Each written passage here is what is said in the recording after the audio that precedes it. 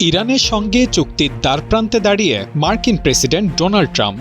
কিন্তু এই কূটনৈতিক সাফল্যের মুহূর্তেও তার মুখে নেই স্বস্তির ছাপ। বরং G7 সম্মেলনের পুরো সময় জুড়েই দেখা গেছে এক বিষাদগ্রস্ত ট্রাম্পকে। কারণ মধ্যপ্রাচ্যের যুদ্ধের চেয়েও তার সামনে অপেক্ষা করছে এক বড় রাজনৈতিক লড়াই।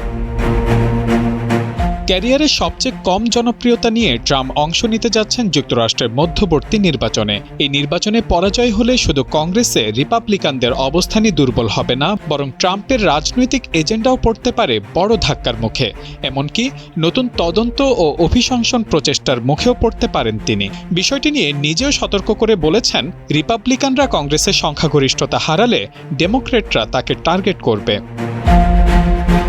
শুধু নির্বাচনই নয়, ট্রাম্পকে নিয়ে রয়েছে অ্যাপেস্টেন কেলেঙ্কারির আলোচনা। রাজনৈতিক বিশ্লেষকদের মতে জেফ্রি অ্যাপেস্টেন ফাইলে ট্রাম্পের নাম থাকায় বিষয়টি নিয়ে বিরোধীদের ব্যাপক চাপে রয়েছে। সমালোচকদের একটি অংশের দাবি, নেতানিয়াহুর কাছে থাকা অ্যাপেস্টেন ফাইলের গোপন ফুটেজ ফাঁসের হুমকির মুখে ইরান সংকটকে বড় ইস্যুতে পরিণত করা হয়েছিল, যদিও হোয়াইট হাউস এ ধরনের অভিযোগ ধারাবাহিকভাবে অস্বীকার করে আসছে।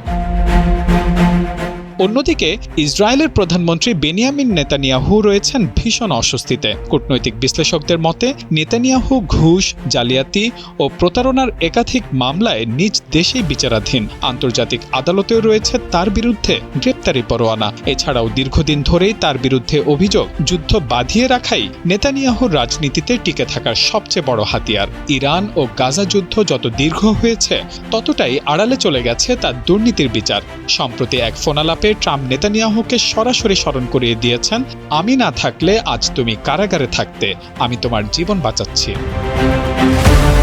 তবে ইরানের সঙ্গে সমঝোতার পথে এগোতে গিয়ে ট্রাম্প নেতানিয়াহু সম্পর্কে দেখা দিয়েছে নতুন টানাপোড়েন। ইসরায়েলি গণমাধ্যমের দাবি, সম্ভাব্য চুক্তির পূর্ণাঙ্গ খসড়া এখনও দেখেনি তেল আবিব। চুক্তির কয়েকটি শর্ত নিয়েও রয়েছে তাদের উদ্বেগ।